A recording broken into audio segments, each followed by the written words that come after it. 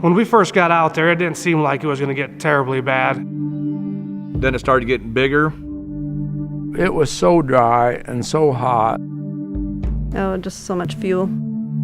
Thick vegetation. Dead trees on the ground. It went a lot of different directions, had a lot of wind problems. 13 miles within about 4 or 5 hours. 3 fires are going at the same time. The perfect storm.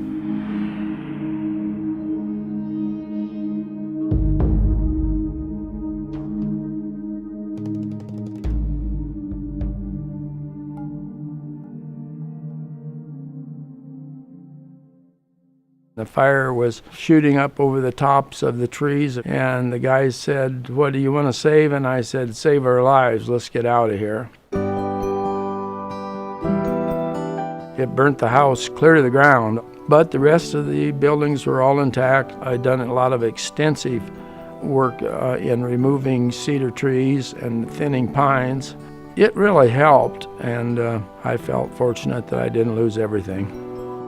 Got a call from the sheriff. We need to evacuate. And I looked in my rearview mirror. There was fire in the canopy of the trees. South of the house. And all you could see was huge billowing smoke, and you sat there saying, "Is that my house?"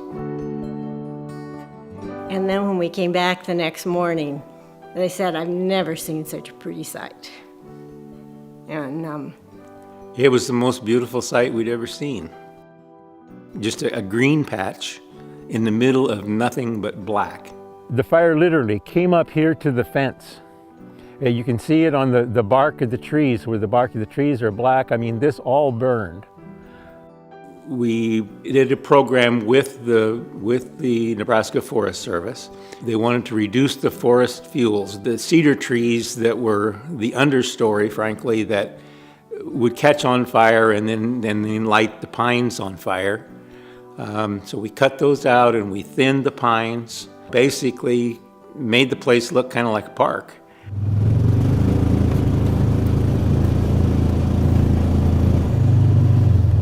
Yeah, you can see this got pretty hot down in here. Well, we had 1,000 acres of timber got burned up in it, varying degrees of severity. Some of it all black, completely dead. Other places partial. The areas where we had thinned, we lost some trees in that, but they survived it a lot better where we had thinned it.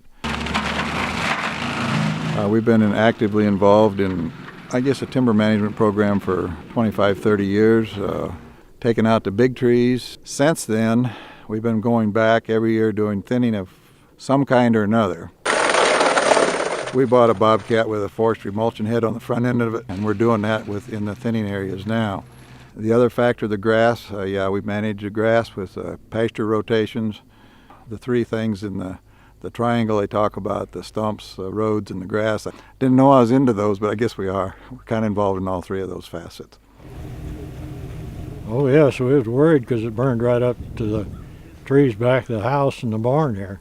Didn't top the trees in this place because it had been logged and cleaned up afterwards. And another key that I feel is important in this management for ranch and forest ground is the roads. This has a good road system. There's 2 sides. There's county road on, and throughout the middle of it is the logging roads that were utilized for the logging, became fuel breaks. Everything was just that ash white. Where cabins had been, it was almost eerie. And I sat and cried.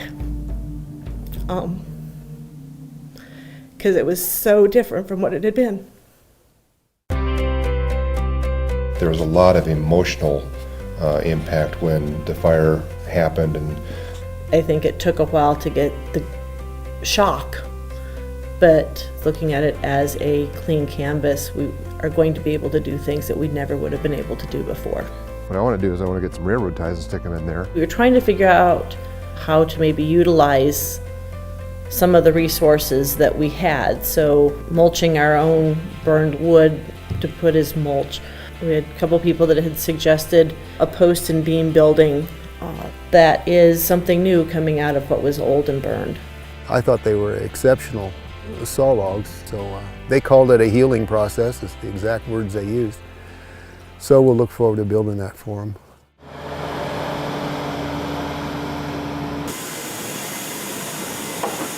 So the logging crews that are working around here, they have a market for their logs to help thin and eliminate some of the cedar trees. We bring that in here, we mill it. This is what goes in. Right now we're shipping stuff from California to New York to Texas, Louisiana, Tennessee. We've shipped stuff to Florida. That's what comes out the other end. And I think that market will grow as the time goes on.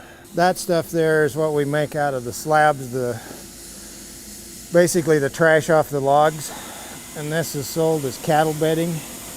They use it for show cattle. This is one of our other markets that we're pushing and pressing, trying to make into a bigger market.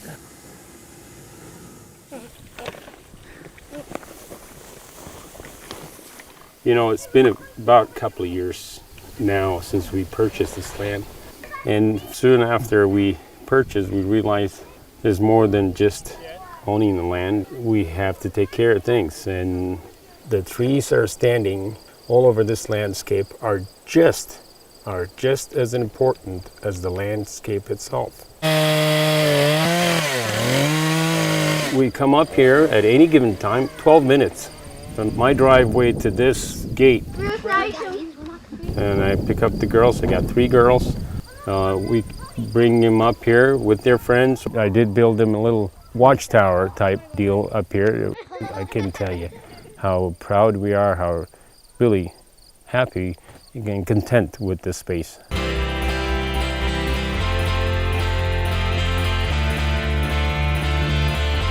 It certainly is nature at its finest. I mean, you could only sit back and be awed by it when it was really roaring.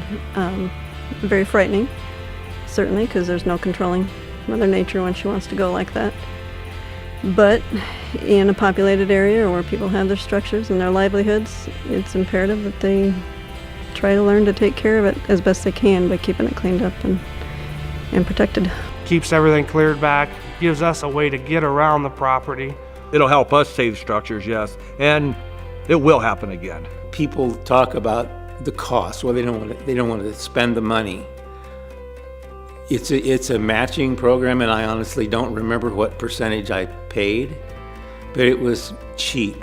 The key in that is threefold: the timber, the roads, and the grazing. Right now we're trying to transfer the place to the 6th generation, and I hope it gets done and that they take care of it too.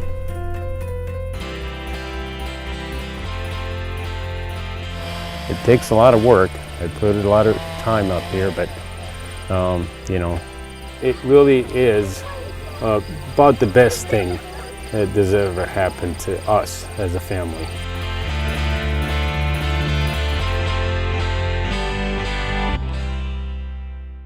Keep your woodlands healthy and strong by being a part of the Nebraska Forest Service's Forest Fuels Reduction Program. We offer technical and financial assistance to help woodland owners achieve a measure of safety and security in fire-prone areas. A well-managed forest provides cover and forage for wildlife, clean air, clean water, and jobs for your local community. Contact your forester to discover what's possible on your land.